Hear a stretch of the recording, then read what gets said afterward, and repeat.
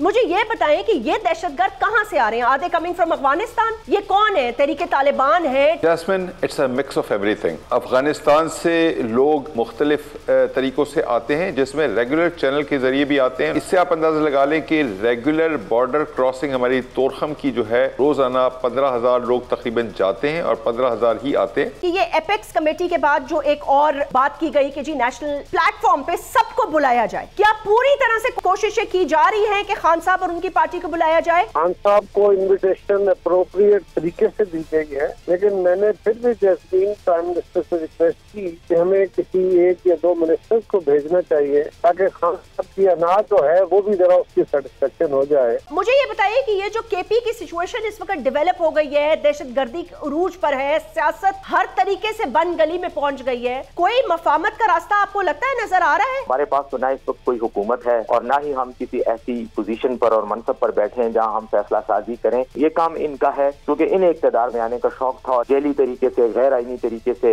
एक गैर अखलाकी तरीके से और सियासी तरीके से इन्होंने अदम एतमाद करके वज़ीर आज़म की कुर्सी पे बैठ गए। पीटीआई वाले कह रहे हैं हमारी पकड़ धकड़ क्यों कर रहे हैं? शेख रशीद हो गए, फवाद चौधरी हो गए, क्या हुकूमत कोई बदले की सियासत कर रही है इस वक्त? जो शेख रशीद साहब कह रहे हैं, इल्जाम लगा रहे हैं कि एक दहशतगर्द तंजीम को बयाना दे दिया है कत्ल करवाने के, तो इन्हीं बयानों के ऊपर उनके खिलाफ मुकदमात दर्ज हुए हैं, अदालत में उनको पेश किया गया है। सब्सक्राइब करें और बेल दबाएं ताकि कोई खबर रह न जाए।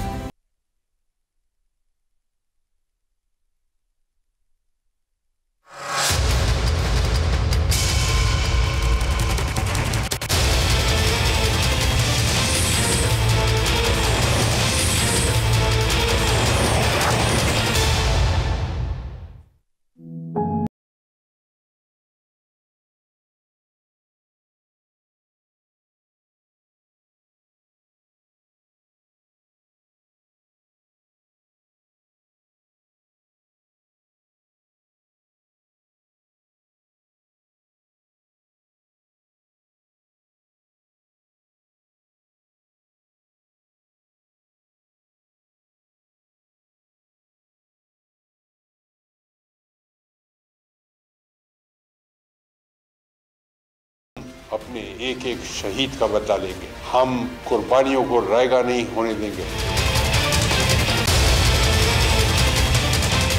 हकायक को तस्लीम करने में कोई बात नहीं होनी चाहिए। ये दहशतगर्द चेक पोस्ट से गुजरता हुआ मस्जिद में जा पहुंचा। वाकया का होना, वहाँ पर जो सिक्योरिटी लैप्सेस इंतहाई अफसोसनाक है, उसकी भरपूर उसकी इन्वेस्टिगेशन होनी चाहिए और होगी इंशाअल्लाह। 6 घंटे की इस मीटिंग में जो है एक तहिया किया गया कि हम दहशतगर्दी के खिलाफ जंग में, हमने पहले भी ये जंग लड़ी और इंशाल्लाह दोबारा हम ये जंग लड़ने जा रहे हैं और इंशाल्लाह कामयाबी जो है इंशाल्लाह अवाम की मदद से जो है हमारी होगी।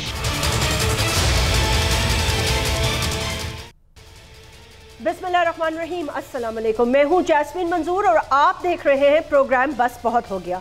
30 जनवरी 2023 नए साल के आगाज के पहले महीने में हमने देखी दहशतगर्दी की वो लहर जो पाकिस्तानी भूल चुके थे, यानी कि वो दौर जब हर रोज मस्जिद, बाजारों में खैबर पख्तूनख्वा और खास तौर पेशावर, जो कि दहशतगर्दी के लिए फ्रंट लाइन सूबा और शहर साबित हुआ, शहरियों ने बेइंतहा कुर्बानियां दी और उसके बाद पुरअज़म तरीके से एक पैगाम दिया गया कि दहशतगर्दों से कोई बातचीत नहीं होगी, कोई मावनत नहीं होगी। नेक्टा बनाया गया, कानून बनाए गए, नेशनल एक्शन प्लान तैयार किया गया और यह सब हुआ एपीएस के सानिया के बाद, जो कि एक ऐसा सानिया था जिसने सबके दिल दहला दिए।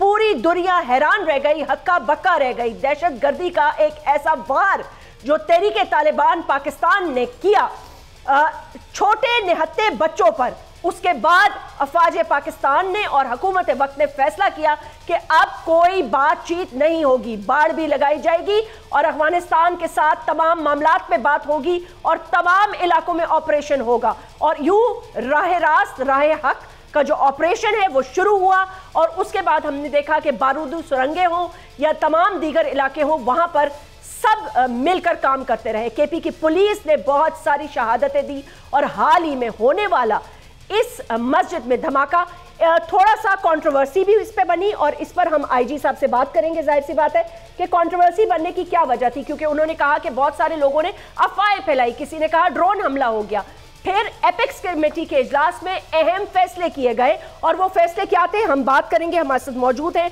Maujam Jan Ansari, inspector general of Khyber Pakhtunkhwa. बहुत बहुत शुक्रिया आईजी साहब, अस्सलाम वालेकुम। वालेकुम अस्सलाम Yasmeen, thank you very much. Sir thank you very much for joining us. मतलब है इस मौके पर सबसे पहले तो मैं आपसे पर्सनली भी ताज़ियत करना चाहूँगी क्योंकि ये एक बहुत बड़ा सानिया है और पुलिस जो है इसमें डायरेक्टली उनके ऊपर मैं ये कहूँगी, खैर तनकीद पर हम बाद में बात कर लेंगे, but the fact of the matter is कि जब भी केपी में हमले हुए पुलिस इटसेल्फ फ्रंट लाइन पे दहशतगर्दी का मुकाबला करती रही है और उसके साथ उन्होंने बड़े अच्छे तरीके से, खुश उसलूबी से वो टाइम भी देखा कि अभी पास्ट ही की बात है, बहुत चंद माह की ही बात है कि बिल्कुल पुरअमन एक साल, 2-3 साल बल्कि गुजर गए। अचानक मैं ये पूछना चाहूंगी कि आपको लगता है कि दहशतगर्दी दोबारा सर उठा रही है या इस वाकये के पीछे कोई खास मखसूस वजह है और आप तक अब तक जो इत्तलात आई हैं वो इस वाकये के हवाले से क्या बता रही हैं? जैस्मिन, मेरा ख्याल है कि आपके नाजरीन को बताना ये बहुत ज़रूरी है कि ये एक पहला वाक़या नहीं था, ये कोई दहशतगर्दी ने सर नहीं उठा लिया। ये 2021 के 6-7वें महीने के बाद से कोई एप्रीहेंशन शुरू हो गई थी। अगस्त 2021 के अंदर there was a change of government across the western border और उसके बाद से मिलिटेंसी में हमारे पास इजाफा होना शुरू हुआ और 2021 में हमारे पास 2020 के मुकाबले में 54 शहादतें हुई। 2020 में 21 हुई थी, 2021 में 54 हो गई, 2022 में हमारे पास 119 हो गई और अभी 1 महीना और 2 दिन, आज 3 दिन हुए हैं, ये अब बढ़ के 112 सिर्फ 1 महीने में हो गई। यानी पूरे साल का जो टोल था वो इस 1 महीने ने, just because of this one suicide blast in the mosque, ये इस लेवल पे चला गया है। This was basically coming. जिस तरीके से मिलिटेंट्स का वहाँ पे आज़ादाना घूमना फिरना था अफ़गानिस्तान में और उनका फिर पेनिट्रेशन करना और वॉर थिएटर चेंज हुआ और वॉर थिएटर चेंज होने के बाद those people who knew no business, who this was a way of life for them, वो लोग पाकिस्तान आए और उसके बाद मिलिटेंसी में नेचुरली व्हाटएवर जो भी वो कर रहे थे वही यहाँ पे आके करना शुरू किया। ये नहीं है कि ये इन्होंने एक इंसिडेंट कर दिया और हम कुछ नहीं कर रहे थे। पिछले साल हमारे 119 शहीद हुए लेकिन 198 दहशतगर्द मारे गए। पिछले साल हमने 800 दहशतगर्द जो है गिरफ्तार भी किए। इनमें से हर एक का पोटेंशियल वही था जो इस एक सुसाइड बॉम्बर का था। आज के दिन भी हमारी एक प्रेस कॉन्फ्रेंस शायद आपने चैनल्स पे देखी हो, मेरे डीआईजी मर्दान ने की, उसके अंदर भी हमने 2 दहशतगर्द मारे और 4 हमने पकड़ लिए with a lot of detonators, explosives and weapons. 3 दिन पहले भी, बल्कि जिस दिन हमारा ये वाक़या होता है पेशावर का, उस दिन भी रात को 2 वाक़यात चलते रहे हैं और उसके अंदर भी चारसदा में और बन्नू में होता रहा। ये this is an on going wave of militancy जिसमें हम बहुत दफ़ा हम हावी भी होते हैं, अल्हम्दुलिल्लाह कामयाबियां भी हमें होती हैं। और मैं अपने लोगों को मैंने यही बताया, जब एक थोड़ी सी डिमोरलाइजेशन की वेव नज़र आई, मैंने अपने लोगों को यही कहा, मैंने कहा फ़िक्र मत करो, ये जंग है, जंग में हमने नुकसान देना भी है, नुकसान हमने उठाना भी है। जंग में कोई ये नहीं है कि एक वन साइडेड कोई वॉर है जिसमें एक पार्टी को नुकसान होगा, लेकिन ultimately we are the state, they are a terrorist group, the state will win, the terrorist groups will lose and we'll come out inshallah, the nation will come out victorious इंशाल्लाह ताला। IG साहब, मैं आपसे quickly पहले एक question करूंगी and then I am going to move to the apex committee. अभी आपने कहा वॉर थिएटर चेंज हुआ है और ये थोड़े थोड़े वाकयात होके बड़े वाकयात हो रहे थे। आपने कहा 800 दहशतगर्द हमने पकड़ा है। मैं आपसे ये जानना चाहती हूँ कि वॉर थिएटर क्यों चेंज हुआ, कब चेंज हुआ? और 21 के बाद देखें ना, we actually fought a full fledged war on दहशतगर्दी। हमने फिर उसके बाद फौज के साथ बाकायदा एरियाज विजिट किए, सुरंगें देखी, बारूदी सुरंगें देखी, क्लियरिंग ऑपरेशन देखा। मुझे ये बताएं कि ये दहशतगर्द कहाँ से आ रहे हैं? Are they coming from Afghanistan? Are they being home bred? ये कौन है? तहरीक तालिबान है, टीटीपी है, टीटीपी कोई और ग्रुप है? आई मीन लाइक मैं थोड़ी कंफ्यूज्ड हूँ। Okay Jasmine, it's a mix of everything. Okay, Afghanistan से लोग मुख्तलिफ तरीक़ों से आते हैं, जिसमें रेगुलर चैनल के ज़रिए भी आते हैं। नेचुरली अफगानिस्तान गए हुए हैं, हमारे पास उनका कोई रिकॉर्ड नहीं है। इससे आप अंदाज़ा लगा लें कि रेगुलर बॉर्डर क्रॉसिंग हमारी तोरखम की जो है, उस एक बॉर्डर क्रॉसिंग से हमारे पास रोज़ाना 15,000 लोग तकरीबन जाते हैं और 15,000 ही आते हैं। सारे मिलिटेंट्स नहीं होते, मरीज़ होते हैं, बहुत सारे और किस्म के लोग होते हैं, तिजारत पेशा लोग होते हैं, अफ़गान नेशनल्स होते हैं जो कि तज़किरा पे या पासपोर्ट्स के ज़रिए आते हैं। अब उन 15,000 में से अगर पूरे दिन में एक आदमी भी जिसका कोई रिकॉर्ड हमारे पास नहीं है अगर वो रेगुलर चैनल से दाखिल हो जाए तो ये कोई बड़ी बात नहीं है, नंबर 1।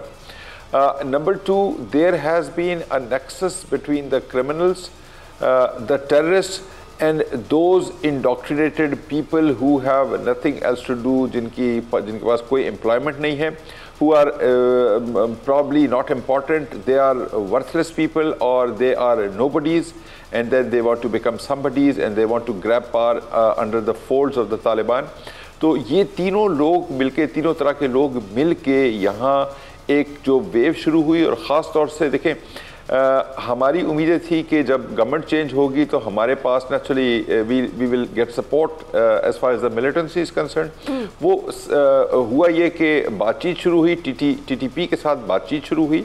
टीटीपी के साथ जब बातचीत शुरू हुई तो नेचुरली उम्मीदें थोड़ी सी और बढ़ी, लेकिन टीटीपी की डिमांड्स ऐसी थी कि गवर्नमेंट ऑफ पाकिस्तान के लिए, किसी नेशन स्टेट के लिए उनको एक्सेप्ट करना मुमकिन नहीं था। और उन जब डिमांड्स के बाद पूरा आखिर में जो रिज़ल्ट निकला वो ये था कि there was a complete breakdown of talks, there was a recalling of the truce or the ceasefire, and the moment the ceasefire was called off, उसके बाद से हमारी ये टेररिस्ट एक्टिविटीज़ में इजाफा हुआ और उन्होंने यही दिखाया कि देखें जी हमारी कैपेबिलिटी क्या है। जैस्मिन, एक बात अगर मुझे आप इजाज़त दें, जी जी। एक बात मैं ज़रूर और भी करना चाहूँगा यहाँ। देखें, बात ये है कि इस सूबे की या किसी भी सूबे के अमन को डिस्टेबलाइज करने के लिए आपको कोई फौज नहीं चाहिए मिलिटेंट्स की, तालिबान की। इस पूरे सूबे में हमारा अंदाज़ा है कि शायद 600-650 मिलिटेंट्स होंगे मुख्तलिफ तश्कीलों की सूरत में। कोई एक इलाका होल्ड नहीं करते, वो किसी एक इलाके पे काबिज नहीं है कि हम अपनी फ़ौज को भेजें, पुलिस को भेजें और जाके क्लियर कर दे। ये 2-4-5 एक जगह पे हैं, 2-4-5 किसी दूसरी जगह पे हैं। शिफ्टिंग टेररिस्ट हैं, एक 2 रातें एक जगह गुजारते हैं, एक रात दूसरी जगह पे गुजारते हैं। And it only requires one determined terrorist with a support network, 2-4-5 लोगों का वो भी होगा, 8-10 का होगा, to create the kind of havoc that was created on Monday this week. और इसी की वजह से हम यही कहते हैं कि हमें 1, 2, 4 नहीं, ऐसा नुकसान पहुंचाना है जो कि लोग बहुत ज़्यादा जिसको फील करेंगे, तकलीफ दे होगा। लेकिन हमें अपना जो जी sir, I completely get your point. मेरा एक शॉर्ट सिर्फ ये पहले बता दीजिएगा कि कंप्लीट ब्रेकडाउन के बाद अब हम कोई बात कर रहे हैं तालिबान से, बिकॉज किसी तरह की बैकडोर या उनकी जो भी डिमांड्स हो, but are we going to bring them to the table, या हम उनको कह रहे हैं कि जी हम कुछ चीज़ों पर बात कर सकते हैं और कुछ पर नहीं, क्योंकि दहशतगर्दी ना उनको सूट करती है ना हमें सूट करती है। जैस्मिन, देखें, मेरा जो डोमेन है मैं पॉलिसी लेवल पे मैं बात नहीं कर सकता हूं, लेकिन मैं आपको ये ज़रूर बता सकता हूं कि कल एपेक्स कमेटी की पेशावर में मीटिंग हुई जी, और जो पेशावर में मीटिंग हुई एपेक्स कमेटी के अंदर, उसमें there was one loud and clear voice that until we are in a position of strength, the government of Pakistan, the state of Pakistan is in a position of strength, हम कोई बात नहीं करेंगे जब तक कि हम इनको काइनेटिक मीन्स के ज़रिए उस लेवल पे नहीं लेके आते जहाँ ऐसी सूरत हाल हो जाए कि ये खुद आएँ, खुद झुकें, खुद बात करें। और पहले बात ये कि पाकिस्तान के आइन को तस्लीम करें, पाकिस्तान के कानून को तस्लीम करें, पाकिस्तान की जो रियासत है उसको तस्लीम करें, और उसके बाद फिर बात देखी जाएगी। At the moment decision is very clear that all kinetic means will be used to wipe off the militancy. IG साहब एक बात बताइएगा, मैंने आपका एक बयान देखा था, आपने कहा कि थोड़ा सा डीमोरलाइज किया गया, कुछ कंट्रोवर्सी फैलाई गई। मुझे बता सकते हैं कि ये कैसे हुआ? मतलब है अचानक हमने देखा कि खबरें चलना शुरू हो गई कि जी ड्रोन हमला हो गया है, किसी ने कहा जी पता नहीं क्या मार दिया गया है, किसी ने कहा रॉकेट लॉन्चर मार दिया गया। And I am going to connect this with the question कि वजीर आजम पाकिस्तान, बिकॉज आपने एपिक्स कमेटी की बात की, तो शहबाज शरीफ साहब ने कहा कि हमें एडमिट करना चाहिए कि there was a security lapse, because अमूमन देखें पुलिस के जो लोग होते हैं, I mean you would know better, but अपने पुलिस के लोग पेटी भाइयों को बहुत अच्छी तरह जानते हैं, स्पेशली ऑन ड्यूटी। मेरे ख्याल से उनको they are very very well connected कि कौन हमारा साथी है कौन नहीं। तो ये थोड़ी अचंभे की बात है कि वो पुलिस की वर्दी में पहन के आया and he crossed the first security post and then he entered the mosque. Jasmine, आपने दो बातें की जी। आपने एक डीमोरलाइजेशन के हवाले से सवाल किया, एक आपने सिक्योरिटी लैब्स की तरफ से बात की। मैं पहले आपका पार्ट 1 करता हूं। डीमोरलाइजेशन शुरू में it was an engineered effort. हमारे लोग, हमारे पास बहुत सारे वेस्टेड इंटरेस्ट हैं, गैर जिम्मेदार लोग हैं, कुछ लोग वैसे ही मज़ा लेते हैं। इन्होंने कुछ फेक उसके पेजेस बनाए, फेसबुक के पेजेस बनाए, कोई व्हाट्सएप ग्रुप्स बनाए, बाय इनविटेशन उन्होंने लेओरिन किया हमारे सादा लॉ पुलिस वालों को। हमारे अपने बच्चे हैं, मेरे अपने भाई हैं, लेकिन सादा लॉ हैं हमारे, जाहिर है तालीम भी इतनी नहीं है, रूरल बैकग्राउंड से ज़्यादा का ताल्लुक है। उनको लेओरिन किया, फिर उनको ये बात की कि जी आपको तो तहफ़्फ़ुज़ मिलना चाहिए और आपकी तो जानें ज़ाया हो रही हैं वगैरह वगैरह, और हमें तो एहतजाज करना चाहिए। और उस गार्ड में फिर हमारे 2, 3, 4 जगहों पे 15, 20, 30 लोग जो हैं वो लेके लाए गए, पुलिस प्रेस क्लब के बाहर लेके आए, जहाँ पे जाहिर है उन्होंने अपना एहतजाज भी रिकॉर्ड कराया। Now this was something very very dangerous, very unacceptable कि जहाँ आप स्टेट की मशीनरी के साथ ऐसा खेल शुरू कर देते हैं जिसके नतीजे में पुलिस है जो लॉ इन्फोर्समेंट की वाहिद एजेंसी है जिसने कानून के तहत काम करना है। पूरा क्रिमिनल प्रोसीजर कोड जिसको भी इख्तियार मिले, लेकिन वो क्रिमिनल प्रोसीजर कोड के तहत मिलता है, और क्रिमिनल प्रोसीजर कोड में ओरिजिनल इख्तियार जब आप देखती हैं, आप कहते हैं फलाने को पुलिसिंग पावर दे दी गई। नहीं sir, just last comment from you, आपको लगता है कि वाकई सिक्योरिटी लैप्स हुआ? जी, I admit there are security lapse. I have ordered an inquiry, and that inquiry will settle who is responsible, and inshallah the person, the group of people, including myself, if anybody is held responsible, he should be punished and I should go home. बहुत बहुत शुक्रिया। बात कर रहे थे नाज़रीन मुअज़्ज़म जान अंसारी साहब से, inspector general of police Khyber Pakhtunkhwa. बहुत तफसीली तौर पर उन्होंने हमें बताया। अब थोड़ी सी इसी से बात कर लेंगे कि एपेक्स कमेटी के बाद अरूज सियासत शुरू हो गई। क्या ये मौका सियासत का है? कमर ज़मान कायरा साहब पाकिस्तान पीपल्स पार्टी के एक सीनियर रुकन भी हैं और मुशीर हैं वजीर आजम के। कायरा साहब बहुत बहुत शुक्रिया वक्त निकालने का, और अस्सलाम वालेकुम। कायरा साहब, मैं अभी आईजी साहब से गुफ्तगू कर रही थी, बहुत ही एक बुरा सानिया हुआ। पीपल्स पार्टी से बेहतर कौन जानता होगा कि दहशतगर्दी ने उन पर कब कब कैसे कैसे वार किया। मैं आपसे ये पूछना चाहती हूँ कि ये एपेक्स कमेटी के बाद जो एक और बात की गई कि जी नेशनल एक प्लेटफॉर्म पे सबको बुलाया जाए, क्या पूरी तरह से कोशिशें की जा रही हैं कि खान साहब और उनकी पार्टी को बुलाया जाए? क्योंकि वो ये कह रहे हैं कि रात के अंधेरे में हमें पकड़ धकड़ मार और दिन में हमें इनवाइट करना टू ऑल पार्टी कॉन्फ्रेंस, ये एक्सेप्टेबल नहीं है।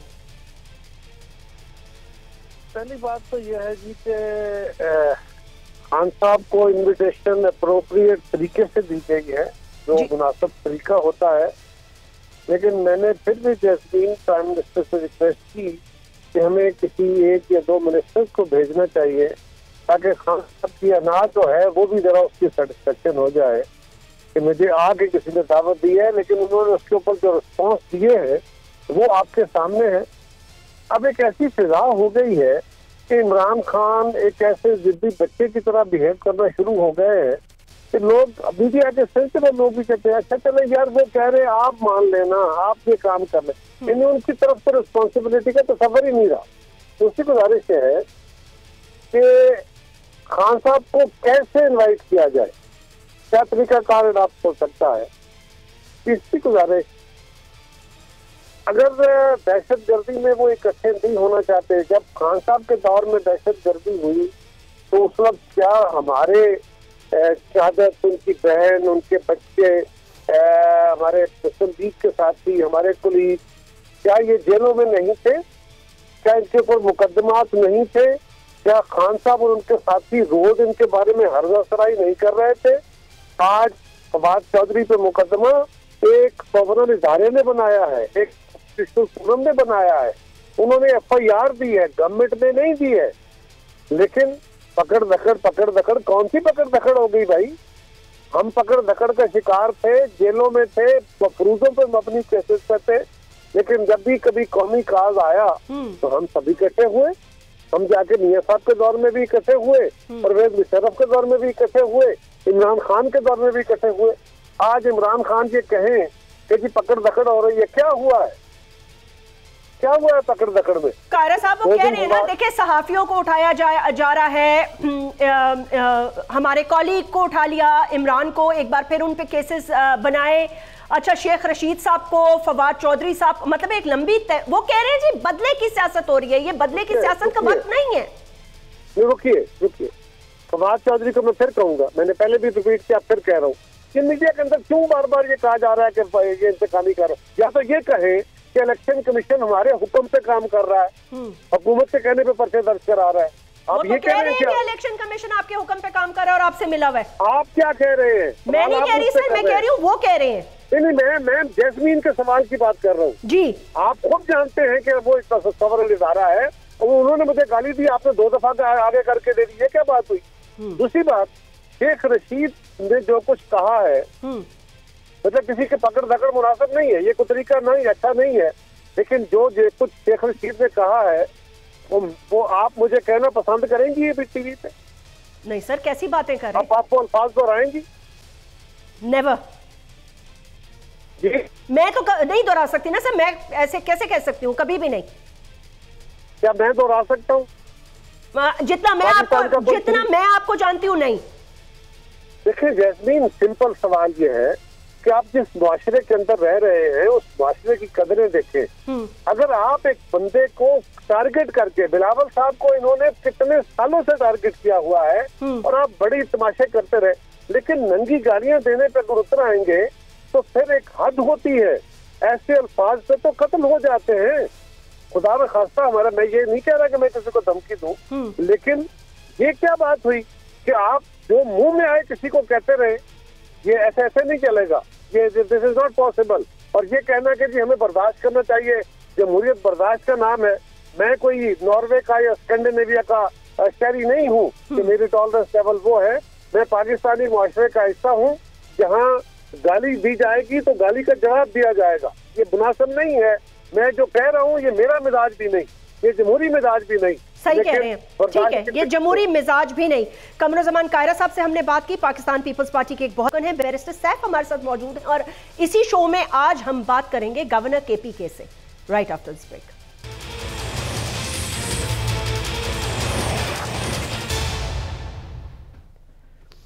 वेलकम बैक नाज़रीन। हमने ब्रेक पे जाने से पहले कमरुज़्ज़मान कायरा साहब से बात की। उन्होंने ये कहा कि अब बस बहुत हो गया, हमारी भी बर्दाश्त खत्म हो गई है। ये उनका मौक़िफ़ था कि उन्होंने कहा कि जिस तरह की गालियां हमें दी गई या जिस तरह की ज़बान इस्तेमाल की, ये अब सियासत में नहीं चल सकता। लेकिन सवाल ये पैदा होता है कि मामला कहाँ जाकर ख़त्म होंगे। बैरिस्टर सैफ हमारे साथ मौजूद हैं, स्पोक्सपर्सन है KP के, फॉर्मर गवर्नमेंट के, और PTI के सीनियर रुकन भी है। बैरिस्टर सैफ अस्सलाम वालेकुम।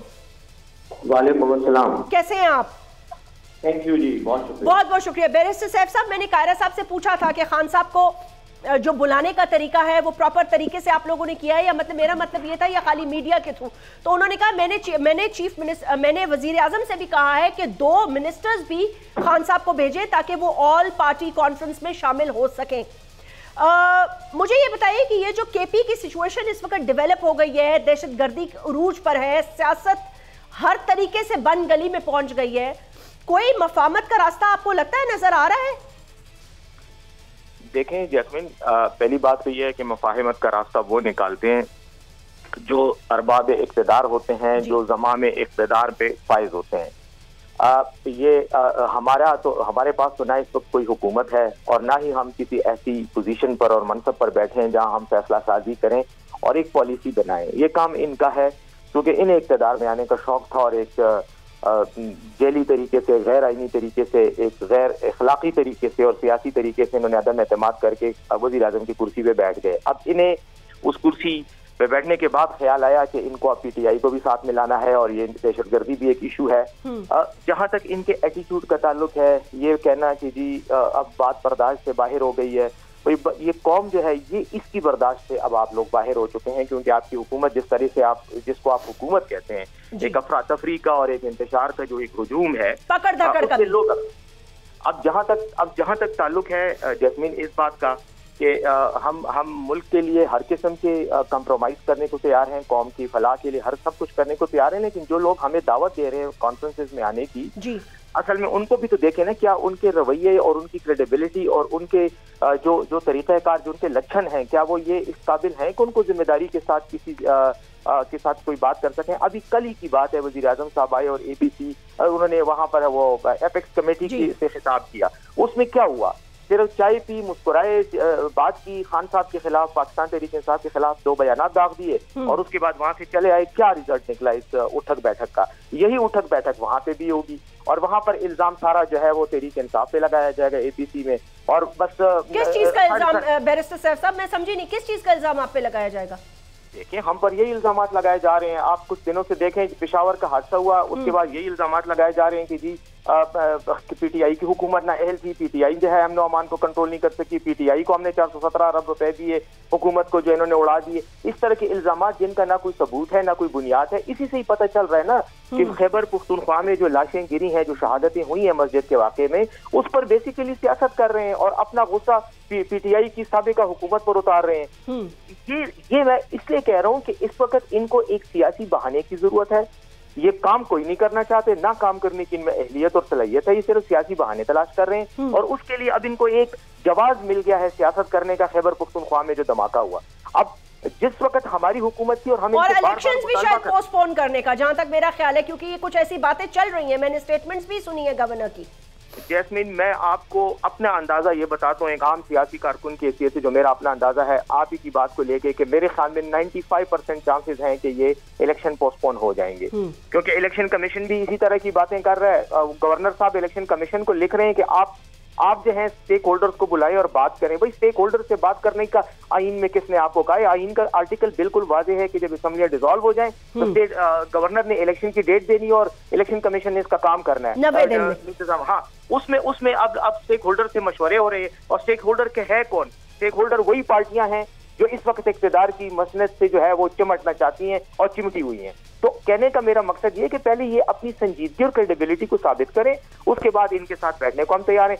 जब ये मरकज में थे और हमारी सूबे में हुकूमत थी, बार बार जैस्मीन इनको ये कहा गया कि आप हमारे वाजिबात अदा करें ताकि हम सिक्योरिटी की मद में उनको इखराजात को कर सकें, हमारे जो काम है वो हम आगे बढ़ा सकें। एक पैसा नहीं दे रहे थे। आज इनको याद आया कि 417 अरब रुपए, और इसमें मैं आपको बताऊं, ये 417 अरब रुपए जो उस दिन वजीर आजम साहब एक बेबुनियाद सा इल्जाम खैबर पुख्तूनख्वा की साबिका हुकूमत पे लगा रहे थे, इसमें मेजॉरिटी ज्यादातर पैसे वो हैं कि जो हमने उन लोगों को अदा करने थे जिनके दहशतगर्दी में नुकसानात हुए हैं, जो अजाला था नुकसानात का, उसके लिए दिए जाने थे, मरकज ने देने थे। वो इसलिए नहीं देने थे कि हम CTD को मुनज़्ज़म करें या CTD में भर्तियां करें या उनको हालात। और देखिए बैरिस्टर साहब, उसका तो मैंने IG साहब से बड़ा वाज़ेह तौर पर अभी पूछा है, उनसे जवाब मैंने ले लिया। वो ये कह रहे हैं कि जो तालिबान के साथ सीज़फायर खत्म हुआ है, उसकी वजह से ये तमाम मामला जो हैं ये यहाँ तक पहुँच गए हैं। एपेक्स कमेटी में तो उनको मुंह तोड़ जवाब दिया गया है कि पहले स्टेट ऑफ पाकिस्तान को मानना होगा और किसी भी लेवल पर दहशतगर्दी बर्दाश्त नहीं करेंगे।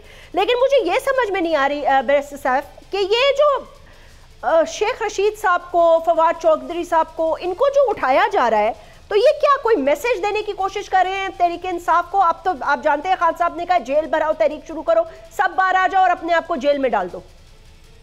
बिल्कुल बड़ी वाज़ेह सी बात है कि तहरीक इंसाफ को सबक सिखाना चाह रहे हैं, तहरीक इंसाफ को डराना और धमकाना चाह रहे हैं। और ये वो लोग हैं, फवाद चौधरी या शेख रशीद, जो तहरीक इंसाफ के बिहाफ पे या खान साहब के बिहाफ पे खुलकर बात करते थे, मीडिया में आते थे और उनके मुखालफीन को या ये जो साजिशी अनासर हैं जो आईन और कानून के दायरे में रह कर बहाने बना के वो लुमड़ी की खाल ओढ़ के जो है वो करते हैं, फिर जमहूरियत पे शब खून मारते हैं, और जहाँ पे भी आइन की पामाली होती है उसमें यही लोग होते हैं। ये देखें ना, आइन ही का नाम लेकर आइन की पामाली की जा रही है ना, कि 90 रोज में इंतखाबात होने हैं, तो आप कहते हैं इंतखाबात नहीं होंगे क्योंकि इमरजेंसी लगानी है इमरजेंसी प्रोविजन के सेक्शन के तहत। तो यही वो लोग हैं कि जिनकी आवाज दबाने के लिए उनको डराया जा रहा है। और ये मुकदमे, लेकिन इनको देखें, अगर आप ओवरऑल तनाजुर में देखें तो इस तरह की हरकत किसी पार्टी को मजबूत करने के लिए की जाती है। बुनियादी तौर पर ये हमें मजबूत कर रहे हैं, और अवाम में हमारी मकबूलियत में इजाफा हो रहा है, खान साहब की मकबूलियत में इजाफा हो रहा है। अब उससे फिर डर कर जो है वो फिर इस तरह की भोंडी हरकतों पे आ जाते हैं, लेकिन ये अंदाजा नहीं लगाते कि इस तरह की हरकतों से जो है वो पाकिस्तान तहरीक इंसाफ के बयानिए को तकवीत मिल रही है। अब लेकिन क्रेडिबिलिटी का मैंने कहा फुकदान है, तो जब फुकदान होता है तो अवाम का मुकाबला करने से, अवाम के सामने आकर अवाम का वोट मांगने से डर रहे हैं। और वहां पर अब ये बहाने साजी, अब ये क्या करेंगे, कुछ अरसे के बाद और लोगों पे भी छापे मारेंगे, गिरफ्तारियां करेंगे, कोई और खुदा न खास्ता कोई दहशतगर्दी का वाकया हो गया उसको जवाब बनाकर, फिर माली बहरान को जवाब बनाकर, कोशिश यही है कि इलेक्शन किसी तरह से डिले हो और हम तख्त पे बैठे रहे। और देखें, मौलाना फजलुर रहमान साहब का बयान आप ज़हन में रखें, कुछ अर्सा पहले उन्होंने कहा था कि हो सकता है कि इलेक्शन अक्टूबर के बाद भी 1 साल तक डिले हो नहीं। और अभी हाल ही में जो उन्होंने बयान दिया है, उन्होंने कहा है कि खान साहब नाअहल भी हो जाएंगे। नाअहल, बिल्कुल, खान साहब को नाअहल करने के लिए हर तरह की सरतोड़ कोशिशें कर रहे हैं, अजीब अजीब से मुकदमे निकाले जा रहे हैं। अपनी चोरियां वो कोई बात नहीं है, वो ये आबे जमजम से धुल के आ गए हैं, लेकिन खान साहब पर कभी तोशा खाने का केस, कभी जो है वो फॉरेन फंडिंग का जेली केस, तो ये सारी चीजें देखें वो इंटिमिडेशन के तरीके हैं कि जो सियासत में ये इस्तेमाल कर रहे हैं। और ये तारीख ने हमेशा बताया है कि जब ये तरीके इस्तेमाल करने लग जाएं तो समझ जाएं कि वो पार्टी नाकाम हो चुकी है, उनका अपने ऊपर अब एतमाद नहीं है। मुझे 1 सेकंड दीजिएगा बैरिस्टर साहब, मेरे साथ इस वक्त जो मौजूद है लाइन पर राना सनाउल्लाह साहब मौजूद हैं और वफाकी वजीर हैं, वो इन सारे मामलात पर गहरी नजर रखते हैं, तो मैं सोच रही हूँ कि उनका मौक़िफ़ ले लूँ, ये बहुत जरूरी है। राना साहब अस्सलाम वालेकुम। जी वालेकुम सलाम। राना साहब कैसे हैं आप, खैरियत से? जी बिल्कुल खैरियत है। राना साहब मुझे समझ में नहीं आ रही, मैं पहला सवाल आपसे ये कर लेती हूँ, चलें ये बताएं कि पीटीआई वाले कह रहे हैं हमारी पकड़ धकड़ क्यों कर रहे हैं, शेख रशीद हो गए, सहाफी हो गए, फवाद चौधरी हो गए, क्या हुकूमत कोई बदले की सियासत कर रही है इस वक्त? नहीं, वो उनको कैसे नहीं मालूम कि उनकी पकड़ना कैसे हो रही है। आजम सवाती साहब ने जो ट्वीट किया था वो किसी और ने उनकी जगह पे कर दिया था। शहबाज गिल साहब ने जो फरमाया था ARY चैनल पे वो किसी और की आवाज थी। फवाद चौधरी साहब ने जो इलेक्शन कमीशन को धमकियां दी हैं वो को हमारे कहने के ऊपर दी हैं।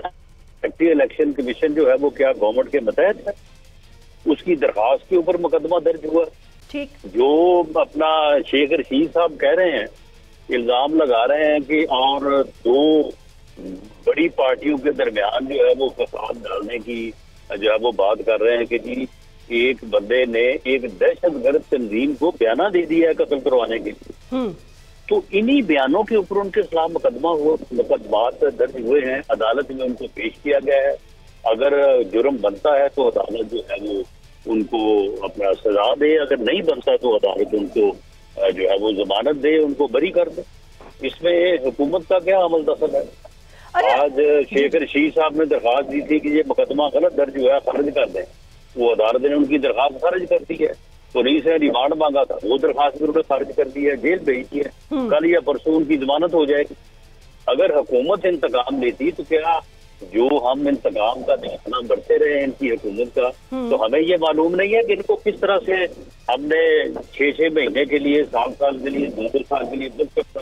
राना साहब आप तो खुद और काले करतूत हैं, आप तो खुद याद है ना, मालूम नहीं है। राना साहब आपको खुद याद है ना कि आपके ऊपर कितना संगीन और कितना बड़ा केस डाला गया और ये भी कहा गया ऑडियो वीडियोस मौजूद हैं, फिर क्या हुआ? हाँ, तो फिर बात ये है ना कि इनके ऊपर के इस किस्म का केस नहीं डाला जा सकता। क्या ख्याल है आपका? अगर हुकूमत चाहे तो कुछ नहीं डाला जा रहा भी हो सकता है। हाँ, तो फिर चाहे तो चाहता, हम नहीं चाहते, हम कोई इंतकामी कार्रवाई नहीं कर रहे। ये अपनी जुबानें बंद रखे, एहतियात के साथ गुफ्तगू करे, किसी को ये मौका ना दे।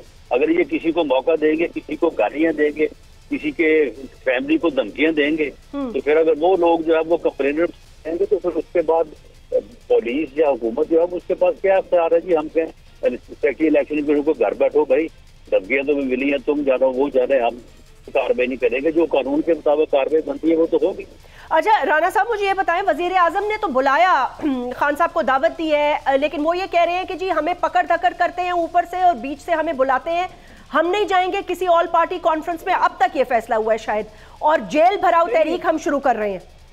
तो कहने जेल भराव तहरीक तो जरूर शुरू करेंगे, तो अपना उनके लिए जो है वो अगर वो चाहेंगे तो अच्छी बात है, ये जेल में रहें जाके, और ताकि उनको पता लगे कि ये लोगों के साथ वो करते रहे, वो कैसी जगह है रहने के लिए।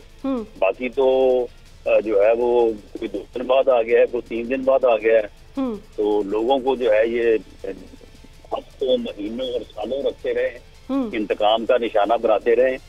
तो बाकी बात यह है कि ये कोई वजीर आजम तो इन किस्तों में मुद्दई नहीं है ना। वजीर आजम के कहने पे जो है वो सेक्रेटरी इलेक्शन कमीशन ने दरखास्त दी है, ना वजीर आजम के कहने पे शेख रशीद साहब ने ये अपना जो है वो बयानिया दिया है कि जी दहशतगर्द तंजीम को पैसे दे दिए, कतल का बयान दिया जाए। लेकिन ये तो राना साहब, ये तो पहले मतलब है, मैं खाली ये कह रही हूँ कि अगर थोड़ा सा देखा जाए पीछे, तो ये तो स्टेटमेंट पहले खान साहब ने दी थी ना कि मेरे पास शवाहिद मौजूद हैं और मेरे पास रिकॉर्ड है, और मुझे पता है कि former president of Pakistan Asif Ali Zardari साहब ने किसी तंजीम को हायर किया दहशतगर्दी की जो मुझे मारेंगे, ये प्लान बन चुका है।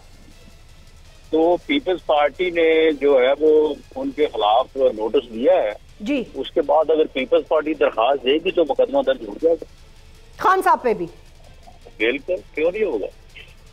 ये कहना जो है ये कहना है तो जुर्म है, ये कहना जो है ये बिल्कुल ऑफेंस जो है वो बनता है, तो बिल्कुल दर्ज होगा।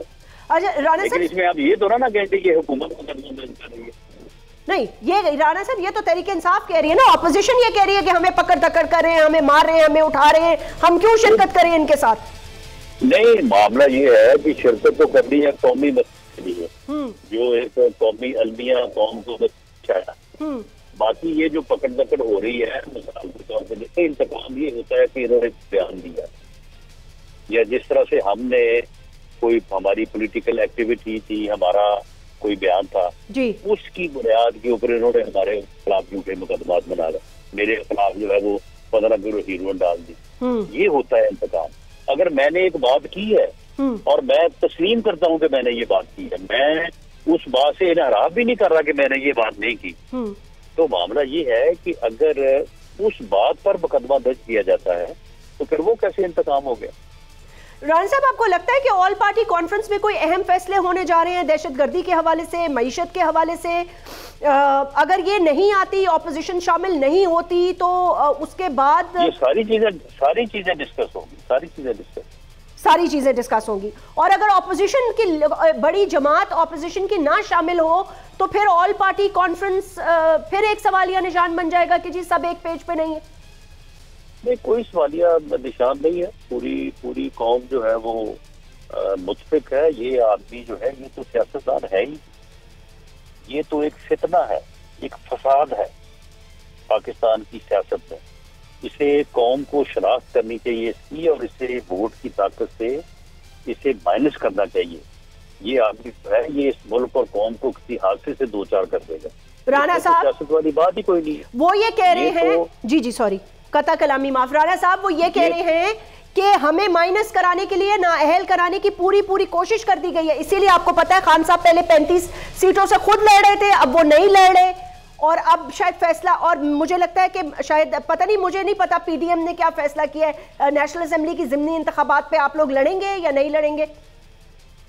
नहीं, बात ये है कि अगर उन्हें अपनी नाअहली का खौफ आ रहा है तो वो जो टेरियन राइट है वो किसका कसूर है? वो हमने उसे कहा है कि तुम इनकी बेटी बन जाओ, या हमने खान साहब से कहा था कि बेटी तो आपने पैदा की है लेकिन उसका अब जो है वो उसको तस्लीम ना करें? जो मेरा किया धरा है वो तो मैंने भी उठना है ना। तो राणा साहब, आपको लगता है कि ये केस इतना सीरियस है कि इसमें नाअहली के चांसेस हो सकते हैं? जी, ये 100% सीरियस है। यानी इस मुल्क का कानून ये है कि अगर आप अपने बेटे से तनख्वाह आपने लेनी थी, आपने ली नहीं, तो आपने जो है ये हकीकत छुपाई तो आप सारी जिंदगी के लिए नाअहल है।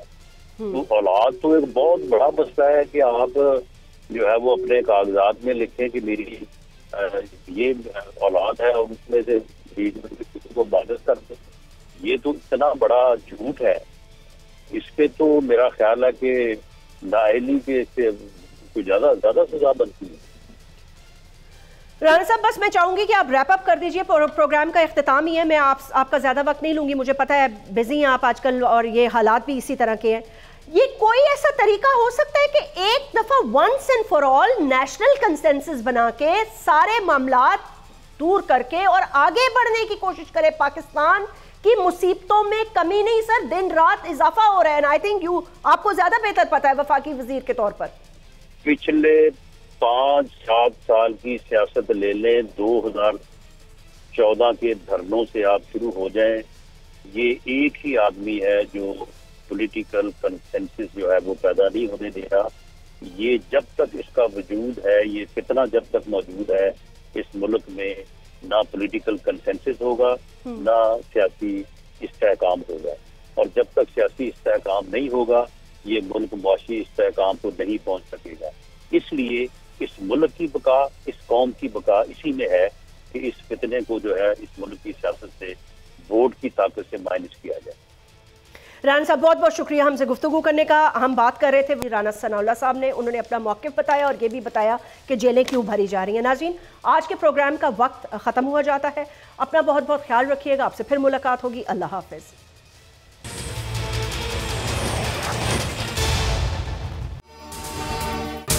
अगर ये वीडियो आपको पसंद आई है तो इस चैनल को सब्सक्राइब करें और बेल आइकन को क्लिक करें। खूने नाहक बहुत पी चुकी ये जमीन, अब कोई दिन में ये खून उगलने को है।